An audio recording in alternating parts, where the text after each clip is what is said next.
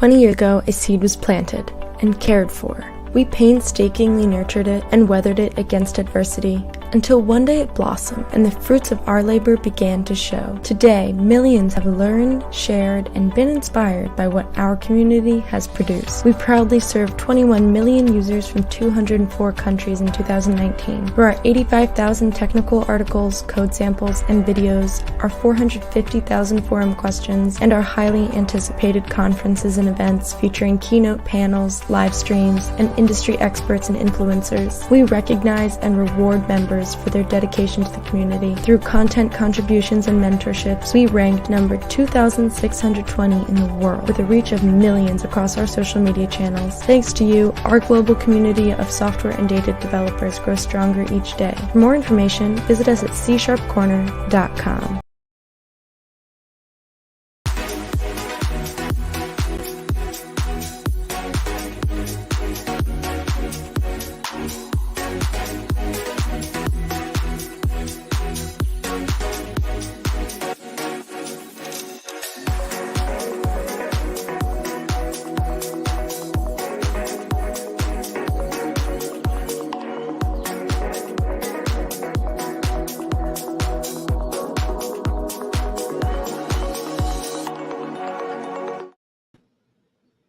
Good morning and welcome to the Growth Mindset Show. This is a nice Friday here, a little cold today. This is Mahesh Chan. I'm your host today. I'm founder of C Sharp Corner and host of this Growth Mindset Show. If you are joining us first time, welcome to the show. If you are joining us back, welcome back to the show. If you are joining us back and you are our regular visitor, I'm sure you know that this show is all about you. Just chime in, ask your questions, post your comment on wherever you are joining us from, YouTube, Facebook, Twitter, on C Sharp Corner platform.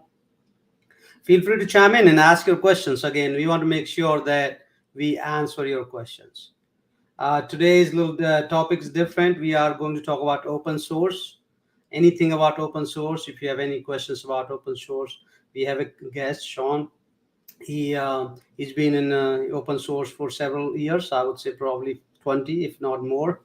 We will talk and ask him more, and let's see what else is new, coming, or improved in open source in past 10 to 20 years.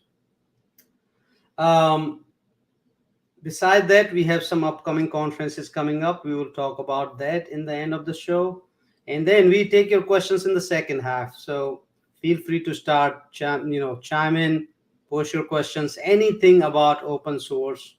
If you're starting open source project, or you are already involved in open source project, or anything you have experience, bad experience, good experience, feel free to share with us.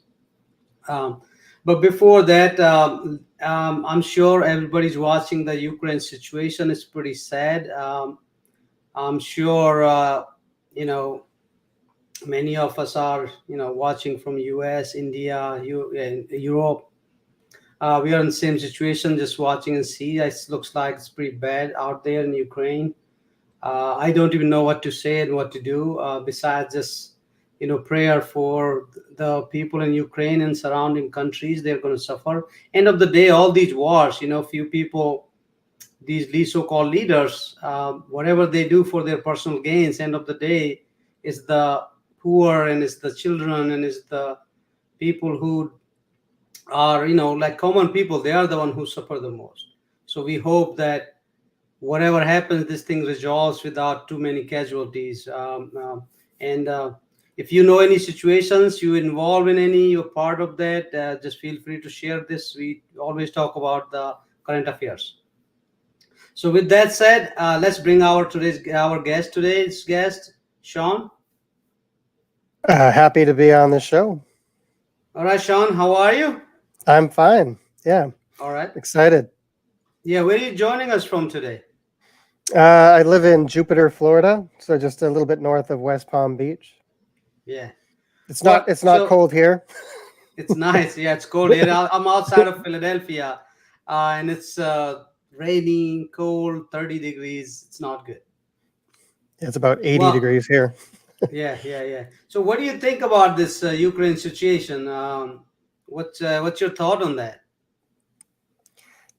So we actually, so I work for Cognizant, Yeah, um, and I I came to Cognizant through a few acquisitions, and so we have had a studio in Ukraine for, geez, many years, probably almost a decade.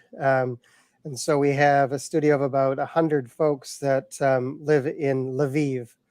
yeah, Lviv is on the western side of Ukraine, very close to Poland, actually. So it's quite a ways away from where the conflict is happening now, but it's still a major cause of concern. I mean, my yeah, thoughts are definitely with all of my friends and colleagues that are part of that studio.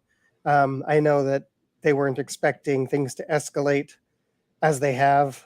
And now, they're really trying to think about how do they take care of their families? How do they protect their country? Um, and it's just not a easy situation to deal with at all. yeah. I have a couple of people. They work for me. We get some graphics work done there, and it's just I don't even know how to help them. It's just there's nothing you can do. And my wife, she's from Belarus, and Belarus in midst of all this situation. There's Belarus is what's his name, whoever the president is. So anyway, well, hopefully, we just all we can do is pray, and I think whatever help we can do, maybe after this, some charity or something. But well, hopefully, all everybody stays at least safe, and whatever happens in this looks like goes away in the next few days. That's what the hope is. Let's get back to our today's topic. So today, Rizwan, welcome to the show. Satya, welcome to the show. You are our regular. Feel free to ask your questions. Any questions about open source today? That's what we are going to talk about. So Sean, I know you not personally, but I knew your name and involvement with open source community from .NET Nuke days. Mhm. And I think I started C Sharp Corner in 2000, like literally in January 2000. And the purpose was really anything I was learning in that time, I would just start writing so more people can just learn from the same thing and they don't have to reinvent the wheel, right? Because Yep. I already learned it. And at that time, learning was not easy. It wasn't like, oh, Google, and here's a code sample. Right. So, yeah, tell us about first thing is what in your early days of open source, your history, what open source is and how actually you got involved. Yeah. So obviously, .NET Nuke was the first open source project that I started myself, but I had used open source prior to that in a variety of different ways. But being a consumer of open source is obviously a lot different than being a producer of it. On the consumer side, of course, you get a lot of value from open source. You can utilize, the great work that others have done to build amazing products and applications.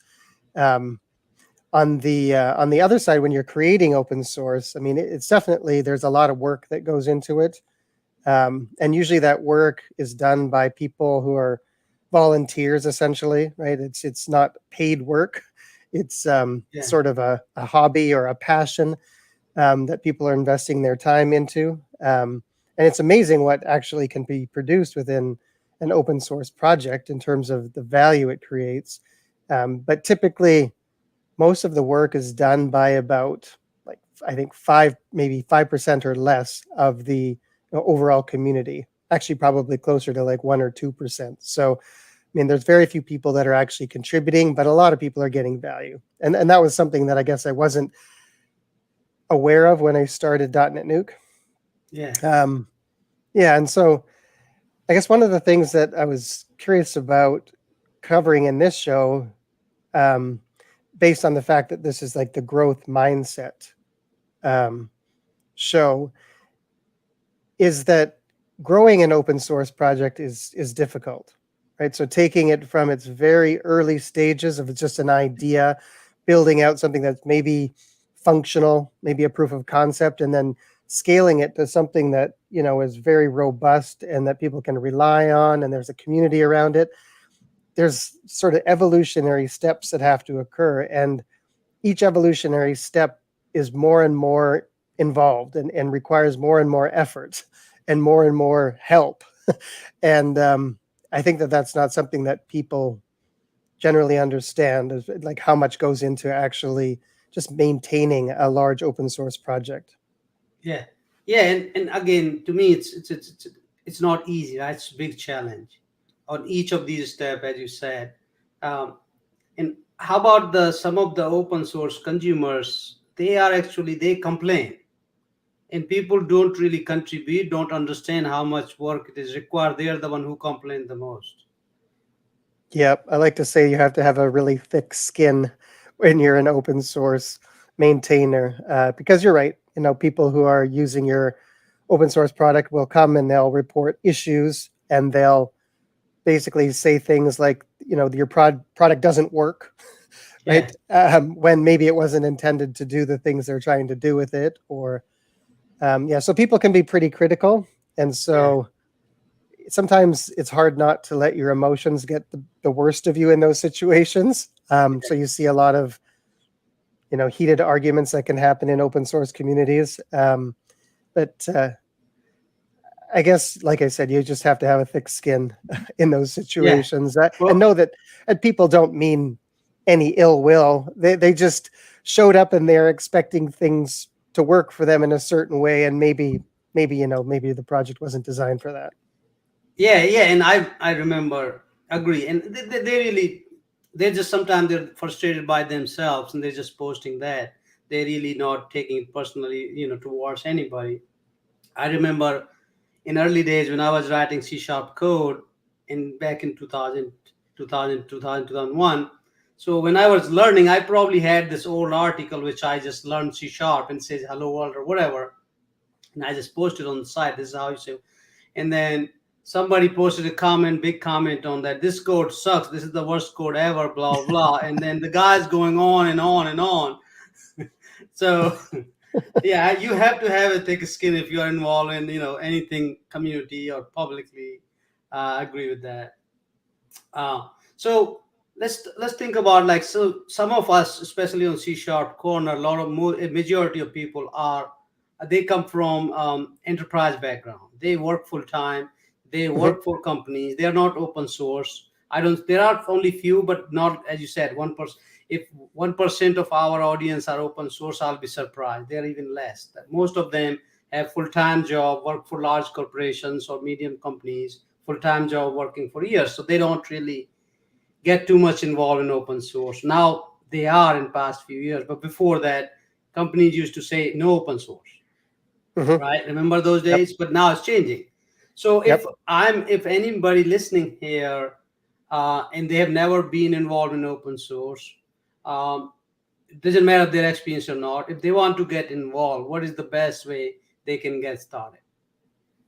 I think the best way is, if you're going to use an open source product, truly use it. Because what I find sometimes is that there are those folks that are sort of casual participants in open source, where they'll just browse to different open source projects and read the questions and try to provide feedback, but they're actually not users of the product, so that they don't have the right frame of reference. So the first thing to do is actually download the code, try to use it in a production environment, right? And you'll quickly find out that there might be some issues with the project that you're running into.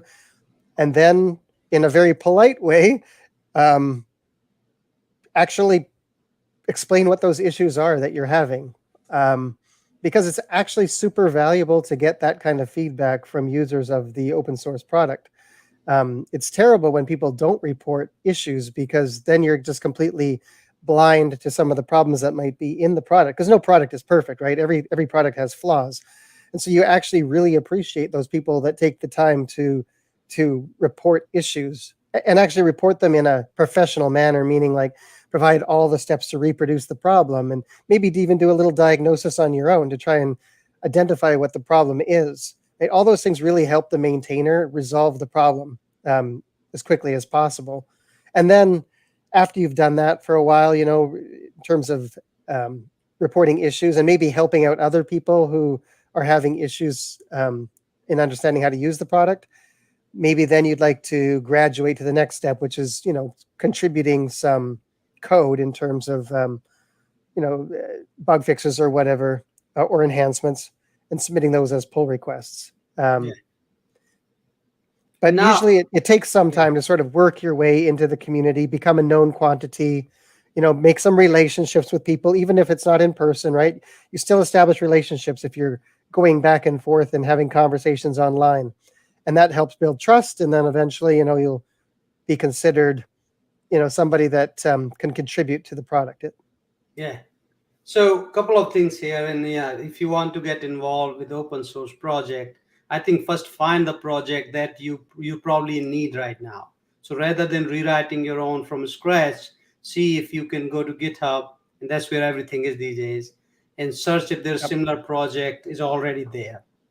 That's probably the best way, rather than trying to work with something that you may or may not need, right? Right.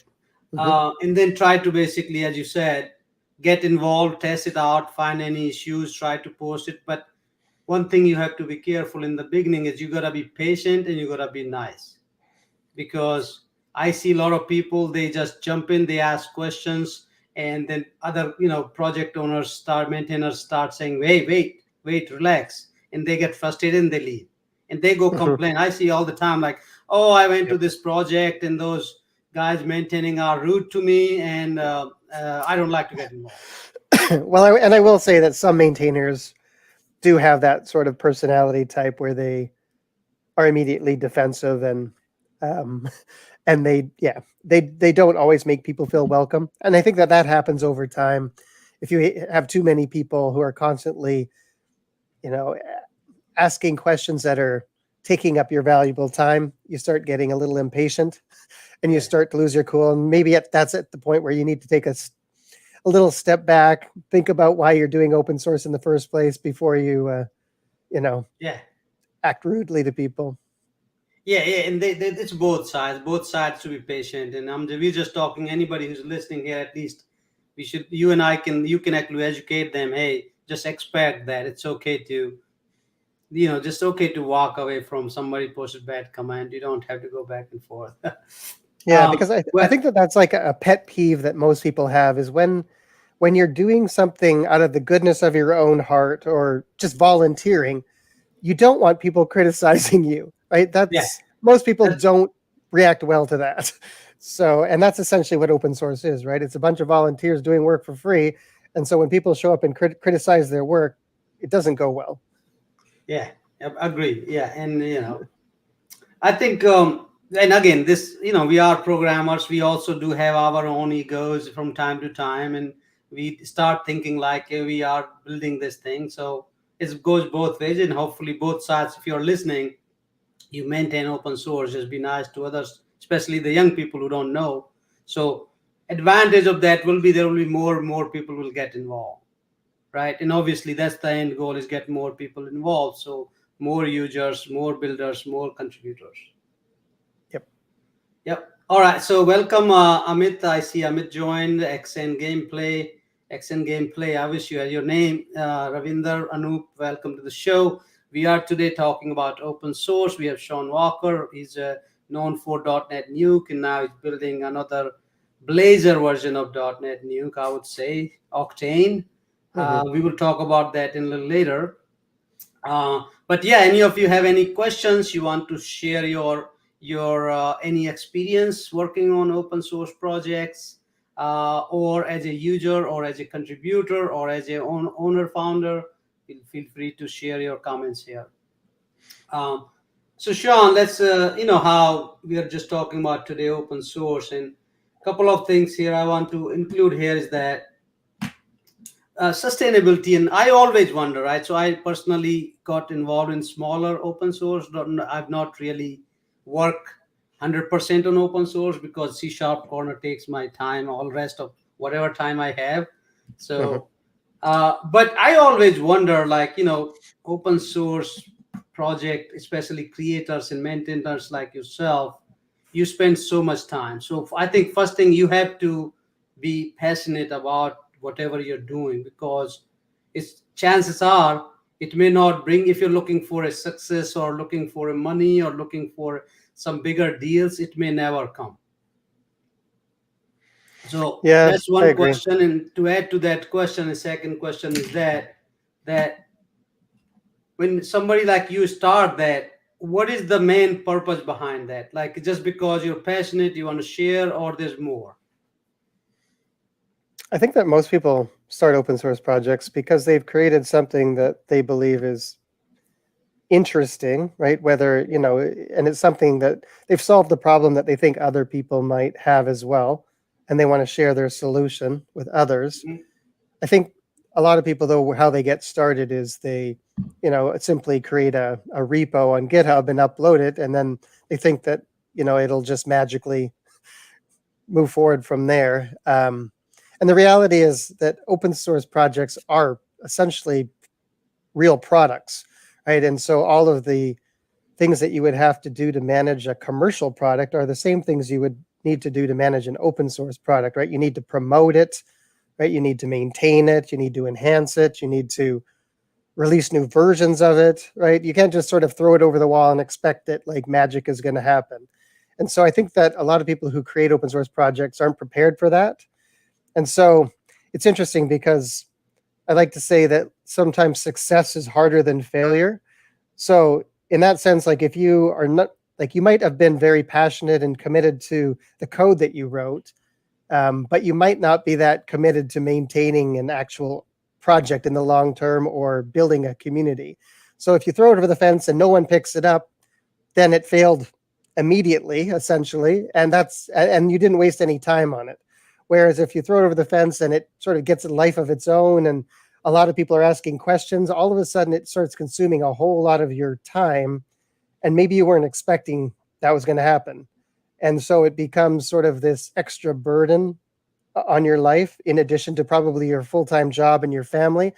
And then, of course, that becomes a balancing issue, right? To try and find the time for it, because once it's out there in the public domain, there's nothing that you can really do to slow down the momentum, right? So if Yeah. people are actually very interested in it, they're going to pull it along, and you're going to be either like a passenger on that train, right? Or you're going to get left behind, right? And so it's a tough place to be. Sometimes it's, and often when you get into creating an open source project, you really don't know what's going to happen. Yeah. So that's again following question: Is there a better way? Is there a better way to kind of manage that? Like, is there a kind of guideline or kind of blueprint? Like, for example, rather than you starting by yourself solo, maybe first come up with a partner with 3-4 friends who are interested in similar work, something like that. So there's a better chance of being successful, right? Yeah, I think that would be optimal if you could. I haven't seen that happen very many times. Yeah. Usually you end up finding other people who are interested in your work by publishing it, and then they, will find the work online through maybe GitHub, and then they'll start to get involved. I've met many people online.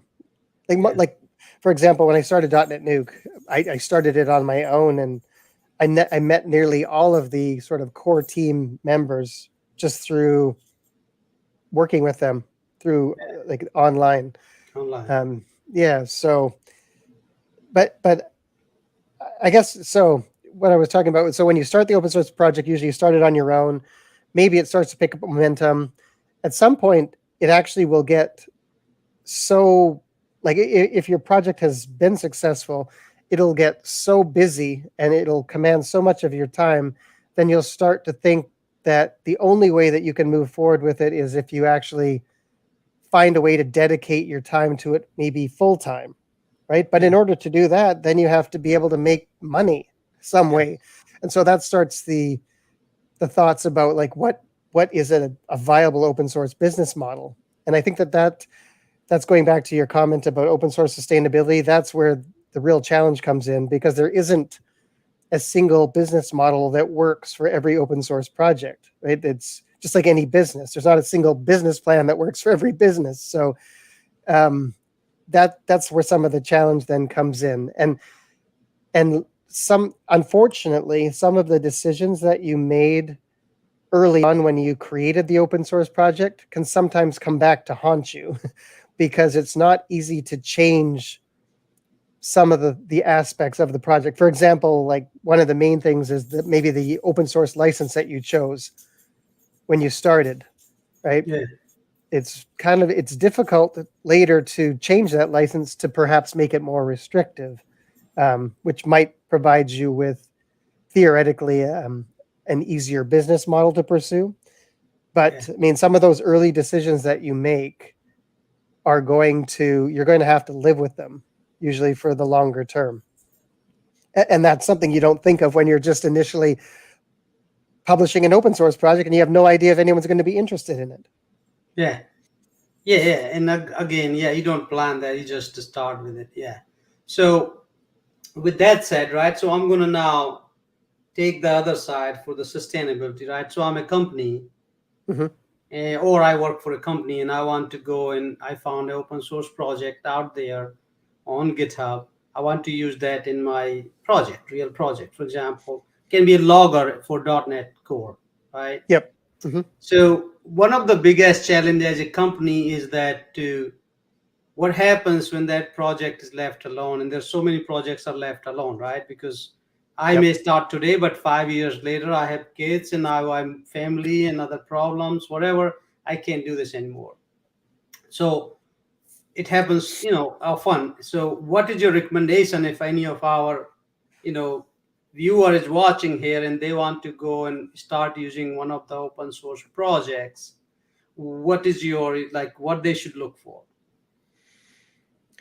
So I think that the vast majority of open source projects don't really have a business model behind them, right? So they don't offer any way for companies to sort of fund the development of them, right? To ensure that there's long-term viability for the project.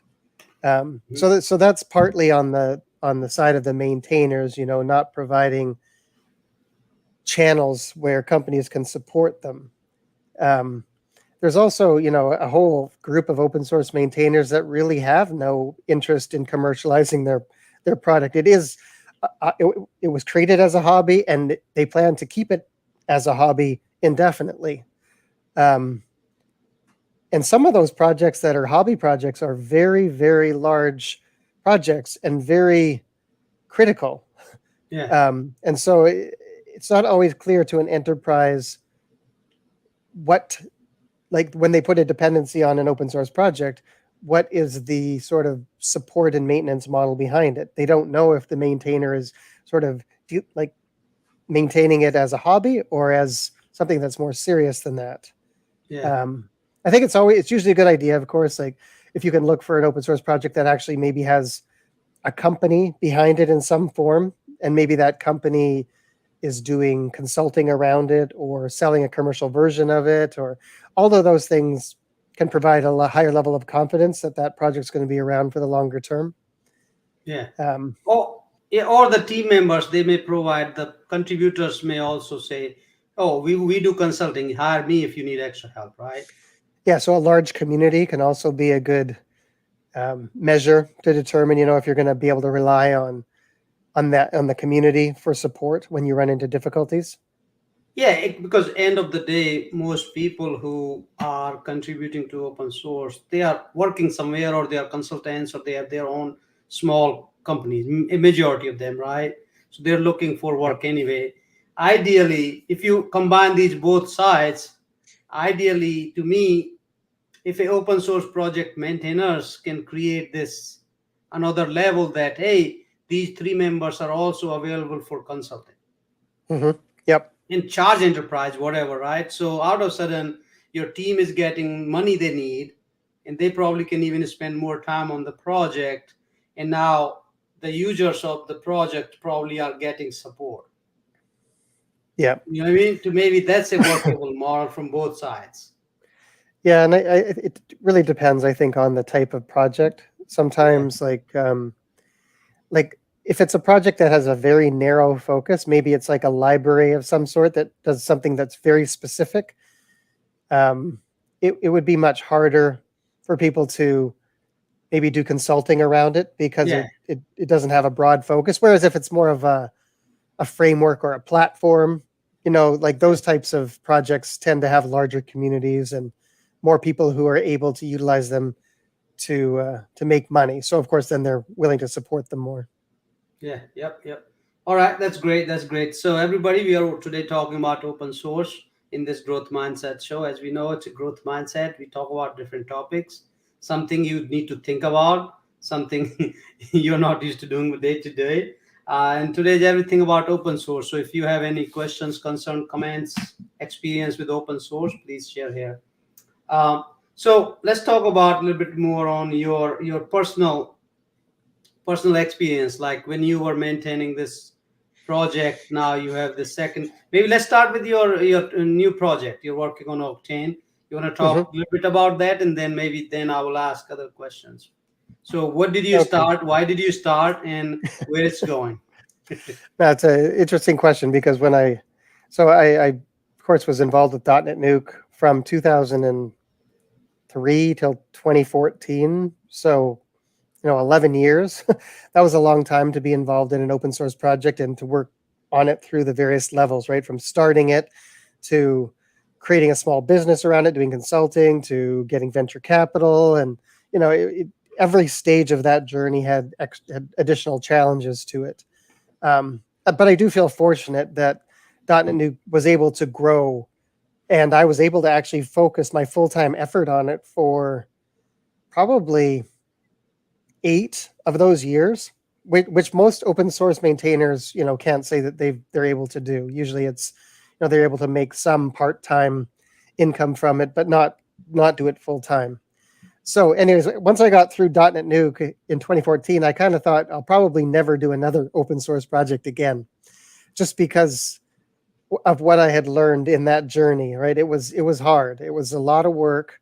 And there was a lot of risk involved.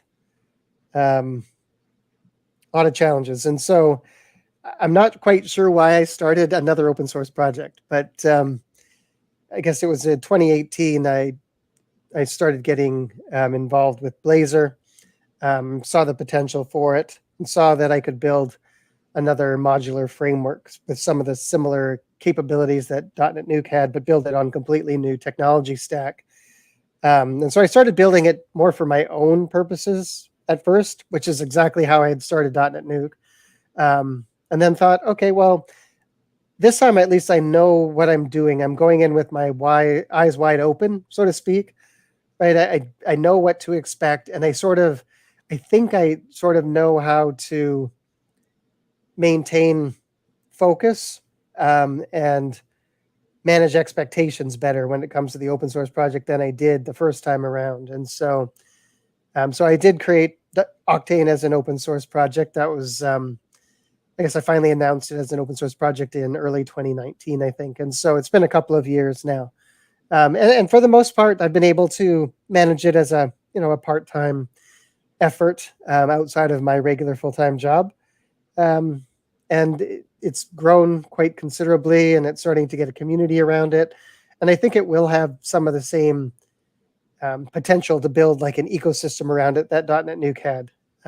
Yeah, So I am excited about it. I think it does have a lot of potential. And I mean, I'm really keen on the technology stack, right? The latest stuff that Microsoft has done with .NET Core and Blazor is amazing. I really enjoy developing in it. agree. So I never did web development myself, but after looking at Blazor, I like, okay, I can do this. Yeah. So yeah, that's great. And everybody who's watching, check out Octane project and see what you think. It's in Blazor. So if you want to get involved in Blazor, that's best way to try to check it out first. Um, so looks like, so you are kind of addicted to open source. You're coming back to the open source. You can't stay away far from it. Well, uh, and I guess even though I had sort of a break from being a maintainer of open source from like 2015 through 2018, I was still heavily involved with the .NET Foundation during those years. So Yeah. so I never, you're right. I never really stepped fully away from open source. So I guess you could call it an addiction. I don't know if Well, it's a healthy it's addiction. one way to stay close to the community, right? Yep, true. Yeah, because and that's another part of our lives, right? Some of us we like to get involved in community, and either it's speaking or writing or maintaining open source projects, whatever it is, right? We just feel internally happy about it, right? That's what growth mindset is all about. That certain things you do because you just like to do and you enjoy doing it, even though it's not easy. Yeah, no, you're right. No, it's a passion. I do enjoy it. Yes, yeah. So, my startup journey, I probably got involved or started or co-founded 20 startups. And out of that, probably three of them are really, they are like self-sustainable. Forget about success if they are self-sustainable. Sometimes you're just addicted to doing certain things. Yep. Yeah. Actually, it's interesting because you're right. An open source project is much like a startup. There's a lot of is. risk involved. There's a lot of work involved. You don't know if it's going to be successful. So yeah, just very much the expectations same. are low. The only difference is expectations are low, and you don't have paid customers, so they cannot come and ask for refund. Right. Well, they can still come and ask for things, but Yeah. you don't have to actually fulfill if you Yeah. don't want to. Yeah. Yes. And it's a good and bad, right? So and I want to get to my next point is that, in GitHub, there's a contributions, right? You can contribute to these open source projects. I never understood that. The reason I never understood that, because we as a developer, I mean, let's agree that we are not somebody where we don't donate a lot.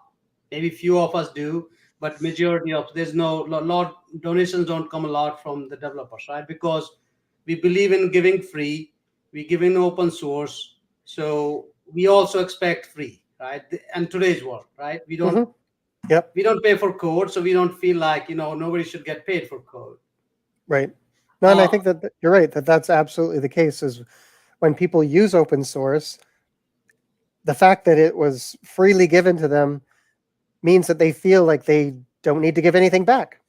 Yeah. Right? That's the way the world works. Yeah, and I blame a lot of it myself too, because I know back in the days, developers used to buy books and pay for the things. And because we put so much online content for free, it has become a habit. And we wake up, like today, the young developer comes, they search Google, everything is free. And out of sudden, somebody comes and asks for $5. They're like, whoa, what is this? I thought everything is free here. Yep. Yep. Right. So it's we means open source guys and community guys, they have built this habit. So it's not nobody's fault, right? If today our kids, we teach them, hey, oh, here's my wallet, son, take whatever money you want, they will never understand that, oh, I don't need to make work because I'm getting from this wallet already. Right. Yep. So yep. It's the whole thing about getting the milk for free. Exactly, right?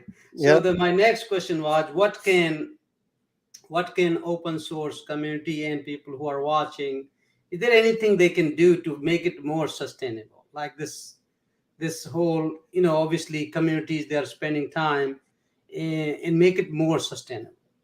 Yeah. So I think going back to to answer that and the earlier question, so generally what I find is the people who are contributing to open source projects, they're not just doing it for fun. I mean, they're the people that have actually adopted the open source project and are using it in some kind of a critical engagement. And perhaps they find a bug in the code. And then because they have skin in the game, they're motivated to fix it, right? At least report it. And if they want it actually fixed on a faster basis than waiting for the maintainer to do it, then they'll actually find the problem, fix it, and contribute the code back. But so and that's the interesting thing, right? It's because they've adopted it and because they're using it, they have skin in the game. And so because they have skin in the game, they feel like they should contribute. But, there's not, a ton of those types of people. And for the most part, The open source projects that people utilize are fairly well written and don't have a lot of issues in them.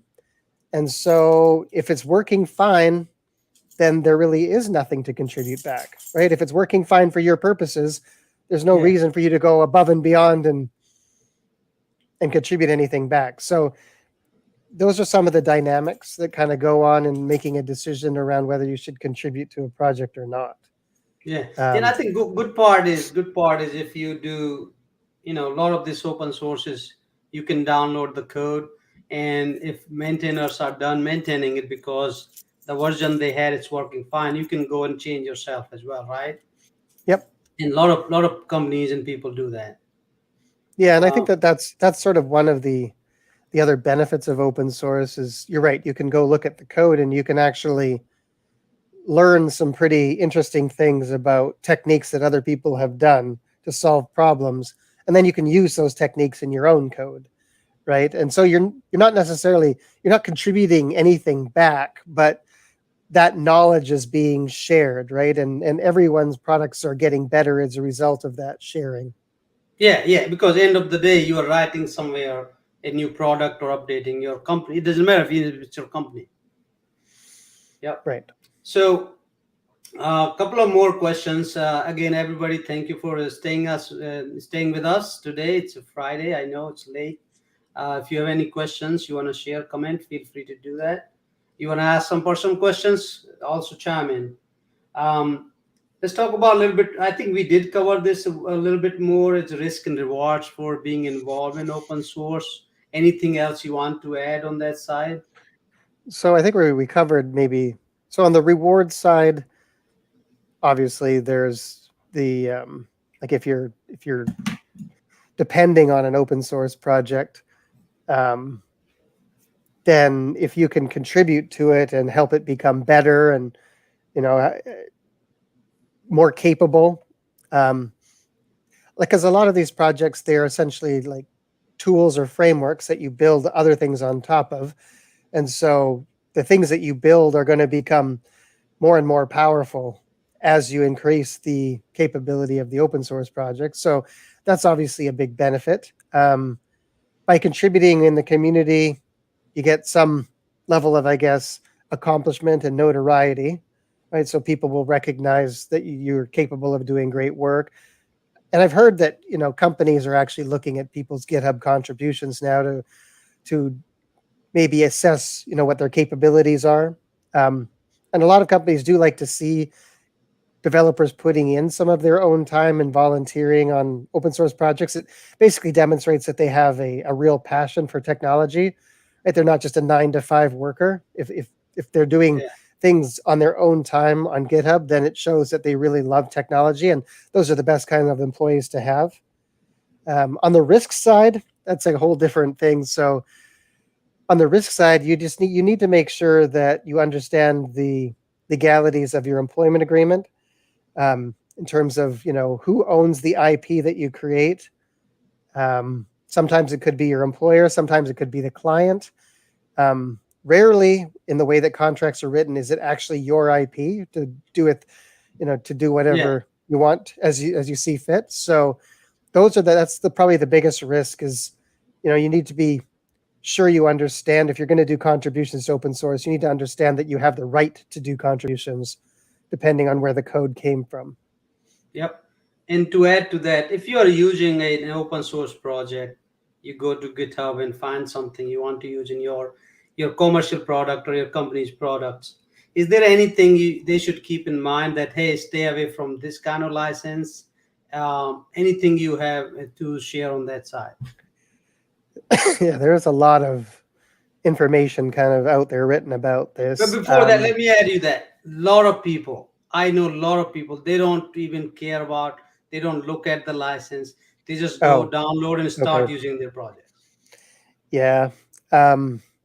It would be helpful for people to have an awareness of open source licenses. And it's definitely like any software that you use, whether it's commercial or open source, you need to understand the terms under which you're allowed to use that product or project. So definitely you should be looking at the license.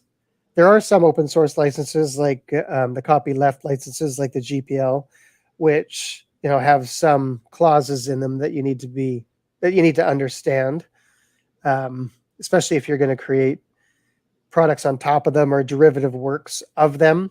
Yeah. So Reselling or I tend to focus only on using open source licenses that are permissive licenses, like Apache and MIT and BSD, and there's a whole series of permissive licenses, but they provide you with the most freedom to use those projects in a variety of different ways.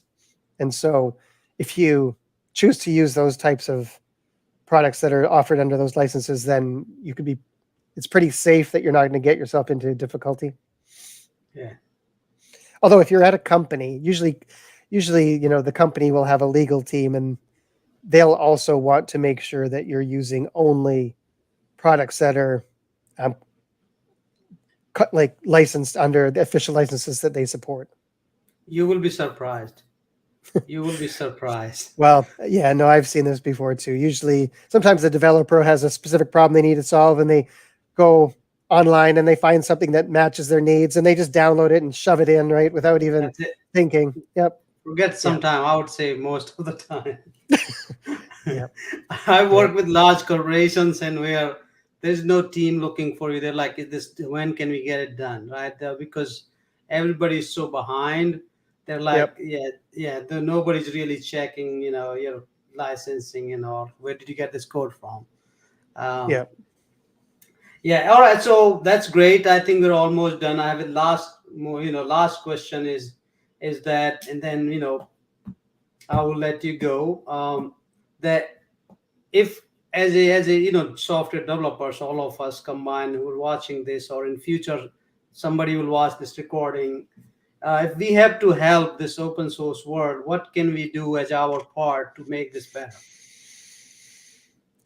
Well, I think that it would be helpful for people just to naturally acknowledge that there's a lot of work that goes into open source projects, right? And so if you're just consuming them, you have to realize that there's actual people that developed them and continue to maintain them and enhance them and provide you with value. And so you should be thinking about ways that you can support those people who are doing that work, because the downside is if nobody supports them, then those projects that you're relying on are eventually going to be abandoned and disappear, right? And maybe you'll be able to find an alternative, but as we all know in software development, there's significant switching costs moving from one product to another. And so it'd certainly be much better if you could support the existing project in the ways that it needs to be successful. Yeah. Whether that's like contributing monetarily, or by contributing by fixing bugs or documentation or enhancements. I mean, there's many ways that you can help. But the first step is just to realize that, that there are people behind these projects. Well said. Definitely. And I think, you can start by saying thank you if you use a project and you see those team members on Twitter or wherever, or even in the community. You can say thank you that I'm using this project and it's helping me. That's, I think, everybody can do. And then if you can contribute a few bucks here and there, and as you said, if you can solve bugs, you find some issues you did solve in your own version, just get involved. And definitely be nice, right? That you can do without any cost. It doesn't cost a lot of time either. Just, you said it right, like, these open source projects, maintainers are, doing it part-time. They have families, they have full-time job.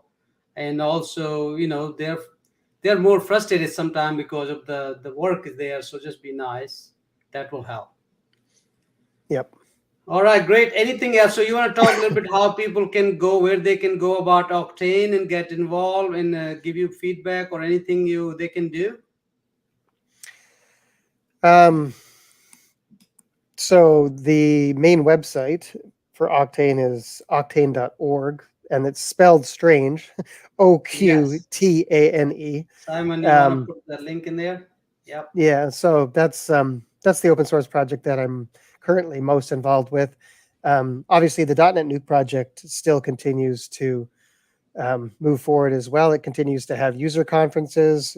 Like there still is a lot of use of .NET Nuke in the world, so it's still a very, very capable CMS. So yeah, and I mean, there's so many other really amazing open source projects that are out there. I actually maintain a site as well called dnfprojects.com, which stands for .NET Foundation Projects.com.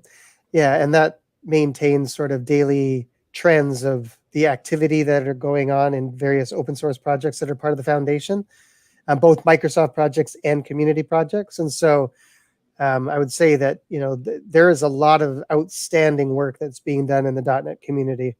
And so, yeah, definitely people should check those out. All right, great. That was great, Sean. Thank you so much for hanging out with us and coming on short notice.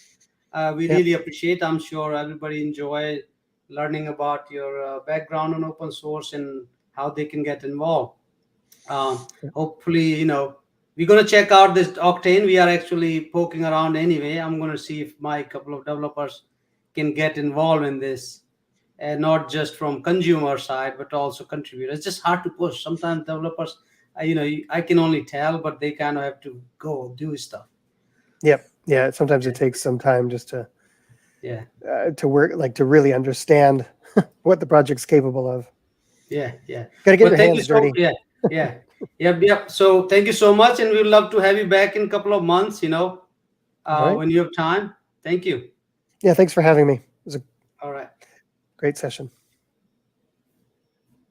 All right. With that said, so today, thank you everybody for watching us. I see a lot of people join us. Again, if you have any, questions about open source licensing or anything, if you want to share with us, we will be happy to bring in upcoming, series. So next thing, couple of more things we'll do housekeeping here. We have upcoming conference coming up. That is on leadership. It's a little different, as you know that growth mindset is a little more than just coding or being a developer, right? It's all about growth, not only just professional growth, but also personal growth. So we have during this, as a partner, C# Corner has partnered with several conference organizers. And so one of the upcoming conference, leadership conference, check it out. I am speaking there. So it's on March 22nd. All these people who are speaking are leaders. They're well-established leader in their areas. And, my topic is going to be some of the leadership skills and qualities in how leaders think different. So check that out. And I think we are going to announce a couple of other conferences in the coming month too. All right. So with that said, I think that concludes our today's show, unless Simon, anything else I'm missing. With that said, anything else, Simon? We good here? I think Simon said we are good. So everybody, thank you so much for hanging out with me on this Friday. I will see you next Friday. Thank you.